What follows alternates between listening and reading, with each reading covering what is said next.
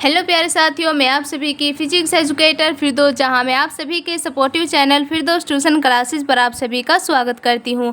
प्यारे साथियों, जैसे कि आप सभी को मालूम है कि हमारा भौतिक विज्ञान का चैप्टर नंबर 2 स्टार्ट हो चुका है और इसी क्लास के अंदर आज हम फिर से एक मोस्ट इम्पोर्टेंट डेरिवेशन लेकर के आप सभी के सामने उपस्थित है। तो आइए चलो इस डेरिवेशन को बहुत अच्छे तरीके से समझने की कोशिश करते हैं। प्यारे साथियों, आप यहाँ पर देख लीजिएगा कि जो वैद्युत स्थितिज ऊर्जा थी वो मैंने आपको इससे पिछली क्लासेस में बहुत अच्छे तरीके से समझा दी थी। तो आज की ये वैद्युत स्थितिज ऊर्जा की एक डेरिवेशन है जो कि दो बिंदु आवेशों के निकाय की वैद्युत स्थितिज ऊर्जा हमें ज्ञात करनी होती है। तो आइए इस डेरिवेशन को बहुत अच्छे तरीके से आपको समझाने की कोशिश करते हैं। सपोज करिएगा कि यहाँ पर मैंने कोई बिंदु ए लिया है और यहाँ पर भी जस्ट इसके बराबर में एक और बिंदु ले लिया है, जिसको मैंने बिंदु ए माना है और इसको मैंने बिंदु बी माना है। एक बार फिर से समझ लीजिएगा कि मैंने यहाँ पर दो बिंदु लिए हैं, जिसमें एक बिंदु को मैंने ए माना है और एक बिंदु को मैंने बी माना है। इन दोनों बिंदुओं के बीच की जो डिस्टेंस है, जो हमारी दूरी है, वो स्मॉल आर है। तो यहाँ पर माना ये यहाँ पर अनंत पर मेरा Q1 आवेश रखा है। यहाँ पर जो अनंत है, अनंत पर हमारा Q1 आवेश रखा है। तो जब मैं इस Q1 आवेश को इस बिंदु A तक लेकर के आती हूँ, इस Q1 आवेश को अनंत से बिंदु A पर लेकर के आती हूँ, तो हमें कोई ना कोई कार्य करना पड़ेगा। तो जो हम अनंत से इस Q1 आवेश को बिंदु A तक लेकर के आते हैं, तो हमें कार्य करना पड़ता है और कार्य को ही हम वैद्युत स्थितिज ऊर्जा के नाम से जानते हैं। तो आइए मैं यहाँ पर लिख देती हूँ कि अनंत से Q1 आवेश को बिंदु A तक लाने में किया गया कार्य, यानी कि इस Q1 आवेश को बिंदु A तक लाने में हमें कितना कार्य करना पड़ा। तो मैं यहाँ पर इसको कार्य को निकालते हैं। तो मैं यहाँ पर लिख देती हूँ कि Q1 आवेश को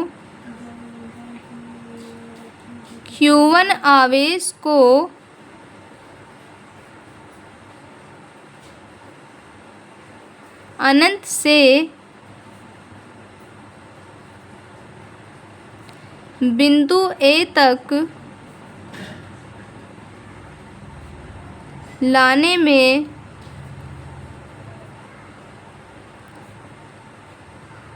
किया गया कार्य, जो इस Q1 आवेश को बिंदु A तक लाने में हमारा जो कार्य किया जाता है वो W1 किया जाता है। तो W1 बराबर के जो बिंदु A है, इस पर सबसे पहले हम विभव देखते हैं कि इस पर कितना विभव है, और गुणा में हम जिस के कारण हम इस बिंदु पर विद्युत विभव निकालते हैं, यानी कि Q1 को वो उसकी गुणा में रख देते हैं। तो हम यहाँ पर लिख देंगे कि बिंदु A पर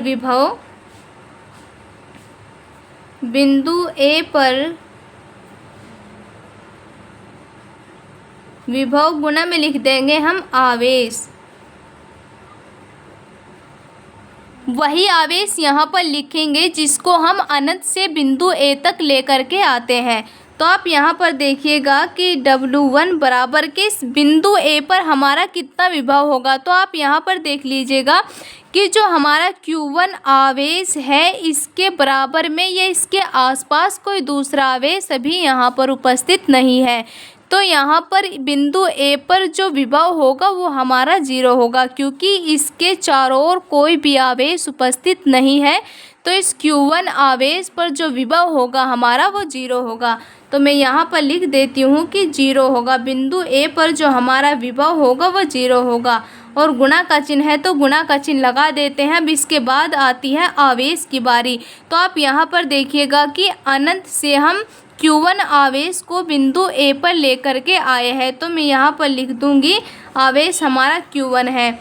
तो W1 बराबर के जब हम किसी भी की भी गुणा जीरो में करते हैं तो वो जीरो हो जाता है। जैसे Q1 की मल्टीप्लाई मैंने जीरो में कर दी तो हमारा जो कार्य होगा वो हमारा जीरो हो जाएगा, यानी कि W1 जो कार्य है हमारा वो जीरो हो जाएगा। एक बार फिर से समझा देती हूँ कि जो हमारा Q1 आवेश है, जब मैं इसको अनंत से बिंदु A तक लेकर के आती हूँ तो मुझे कुछ न कुछ कार्य करना पड़ता है। तो वही कार्य मैंने यहाँ पर इसका निकाल लिया है। तो मैं यहाँ पर लिख देती हूँ कि Q1 आवेश को अनंत से बिंदु A तक लाने में किया गया कार्य। तो जो हमारा कार्य निकल कर के आता है वो जीरो आता है। W1 बराबर के बिंदु A पर सबसे पहले हम विभव देखेंगे कि बिंदु A पर कितना विभव है और गुणा में हम आवेश लिख देंगे। तो आप यहाँ पर देखिएगा कि जो हमारा Q1 है इसके चारों ओर यहाँ पर कोई भी आवेश उपस्थित नहीं है। तो जहाँ पर कोई भी आवेश उपस्थित नहीं होता है तो वहाँ पर विभव जीरो हो जाता है। तो मैं यहाँ पर लिख देती हूँ कि जो बिंदु A है इस पर हमारा जो विभव है वो जीरो है और गुणा का निशान है, तो गुणा का निशान मैंने यहाँ पर लगा दिया है। इसके बाद बात आती है आवेश की। तो मैं जिस आवेश को मैं अनंत से बिंदु A पर लेकर के आई थी उसी आवेश को मैंने इस जीरो के साथ में मल्टीप्लाई कर दी है। तो इसके बाद जो अंत में हमें रिजल्ट मिलता है वो कुल जो हमारा W1 जो कार्य होता है, जो अनंत से Q1 को बिंदु A तक लाने में जो हमें कार्य किया गया था वो हमारा जीरो है, यानी कि कोई भी कार्य नहीं किया गया। अब आप इसी प्रकार से जो बिंदु B है इस पर B में एक अनंत से ही Q2 आवेश को लेकर के आऊँगी।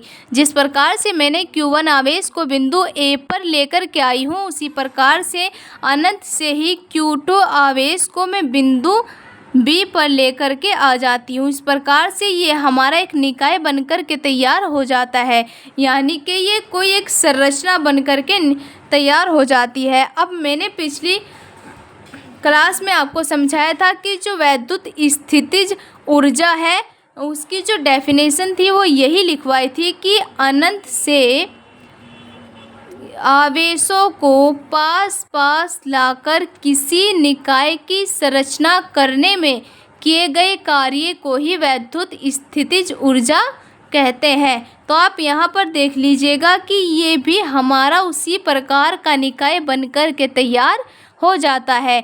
तो जिस प्रकार से मैंने Q1 आवेश से बिंदु A पर लाने में जो कार्य था वो निकाला है, उसी प्रकार से अनंत से Q2 आवेश को बिंदु B तक लाने में जो हमारा कार्य किया गया होगा उसको भी मैं इसी प्रकार से यहाँ पर निकाल लूँगी। तो मैं यहाँ पर लिख देती हूँ कि Q2 आवेश को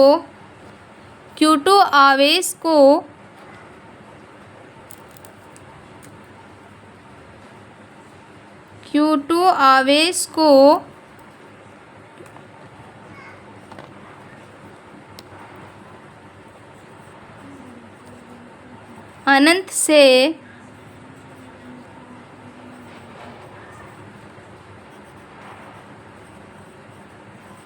बिंदु B तक लाने में किया गया कार्य, जो हमारा Q2 आवेश को अनंत से बिंदु B तक लाने में जो कार्य किया जाता है वो W2 किया जाता है। तो W2 बराबर के हम यहाँ पर लिख देंगे बिंदु B पर विभव, क्योंकि हम Q2 आवेश को बिंदु B पर लेकर के आए हैं। तो बिंदु B पर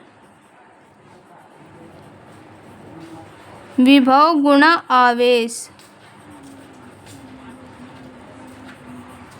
W2 बराबर के बिंदु B पर जो हमारा विभव है, आप यहाँ पर देखिएगा कि अब बिंदु B के चारों ओर हमारा एक आवेश यहाँ पर उपस्थित है। तो जहाँ पर कोई भी चार्ज उपस्थित होता है वहाँ पर विभव भी हमारा ज़रूर होता है। जब मैंने इस Q1 आवेश के कारण विभव यहाँ पर निकाला था तो तब यहाँ पर एक भी आवेश उपस्थित नहीं था, लेकिन अब जब मैं बिंदु B पर विभव निकाल रही हूँ तो इसके बराबर में Q1 आवेश उपस्थित है। तो इस पर हमारा विभव ज़रूर होगा। तो यहाँ पर बिंदु B पर जो हमारा विभव होगा वो 1/4πε0 Q1/r और गुणा का निशान है तो गुणा का निशान लगा देती हूँ और मैं अनंत से Q2 आवेश को बिंदु B पर लेकर के आई थी। तो अब हम जब इसको आगे सोल्व करते हैं तो W2 बराबर के हो जाता है हमारा 1/4πε0 Q1 × Q2/r। अब हमने Q1 आवेश से बिंदु A तक लाने में किए गए कार्य को भी निकाल लिया है और इसके बाद अनंत से Q2 आवेश को बिंदु B तक लाने में जो कार्य किया गया है उसको भी यहाँ पर निकाल लिया है। अब बात आती है कि इस निकाय को बनाने में कुल कितना कार्य किया गया। तो कुल कार्य निकालने के लिए जो हमारा W1 है और जो हमारा W2 है इसको हमें ऐड करना पड़ेगा। तो जब हम कुल कार्य निकालेंगे तो जो कुल कार्य का हमारा सूत्र होगा वो W बराबर के W1 प्लस के W2 होगा। तो आप इस प्रकार से यहाँ पर कुल कार्य निकाल लेंगे और कार्य को ही हम वैद्युत स्थितिज ऊर्जा के नाम से जानते हैं। जो हमारी वैद्युत स्थितिज ऊर्जा होती है उसको हम U से प्रदर्शित करते हैं। तो अब कुल कार्य निकालने के लिए यहाँ पर W बराबर के जो हमारा W1 था उसका जो कार्य यहाँ पर निकल कर के आया था, आप यहाँ पर देख लीजिएगा कि जो W1 का हमारा मान आया था वो 0 निकल कर के आया था और जब जो W2 का हमारा यहाँ पर मान निकल कर के आया था कि कितना कार्य यहाँ पर किया गया है तो वो हमारा 1/4πε0 Q1 × Q2/r निकल कर के आया था। तो अब मैं यहाँ पर इनके सूत्र का उपयोग करूँगी और इन दोनों को ऐड कर दूँगी। तो जो हमारा W1 था उसका जो कार्य किया गया था वो 0 था और जो W2 था उसका कार्य हमारा 1/4πε0 Q1 × Q2/r था। अब आप यहाँ पर देखिएगा कि जब इस संख्या में हम 0 को जोड़ देंगे तो हमारी वही संख्या निकल कर के आती है जिसमें हम 0 को जोड़ते हैं। तो हमारा यहाँ पर निकल कर के आता है W बराबर के 1/4πε0 Q1 × Q2/r²। अब आप यहाँ पर देखिएगा कि जो परिभाषा वैद्युत स्थितिज ऊर्जा की मैंने पिछली क्लास में आपको समझाई थी, मैंने वहाँ पर आपको बताया था कि वैद्युत स्थितिज ऊर्जा यानी कि निकाय बनाने में जितना कुल कार्य किया जाता है उसको ही हम वैद्युत स्थितिज ऊर्जा के नाम से जानते हैं। इसको हम U से प्रदर्शित करते हैं यानी कि जो कार्य है वो U के बराबर होगा। तो मैं यहाँ पर लिख देती हूँ परिभाषा से। तो जो परिभाषा से मैंने आपको बताया था वो U बराबर के W होता है। तो जो W यहाँ पर कुल कार्य निकल कर के आता है वो U के बराबर है। तो इस W के स्थान पर मैं U भी लिख सकती हूँ क्योंकि ये W के बराबर है। तो U बराबर के 1/ε0 Q1 × Q2/r²। ये हमारी दो बिंदु आवेशों के निकाय की वैद्युत स्थितिज ऊर्जा का सूत्र है। जो ये हमारी आज की डेरिवेशन थी, दो बिंदु आवेशों के निकाय की वैद्युत स्थितिज ऊर्जा, तो इसका जो अंत में हमें सूत्र प्राप्त होता है वो होता है U बराबर के 1/4πε0 Q1 × Q2/r। तो मैं उम्मीद करती हूँ कि आपको ये डेरिवेशन भी अच्छे तरीके से समझ में आ गई होगी। अगर आपको हमारी क्लासेस अच्छी लगती है तो प्लीज़ हमारे चैनल को सब्सक्राइब कर लीजिएगा और इस क्लास को अपने दोस्तों के साथ शेयर भी ज़रूर कर दीजिएगा।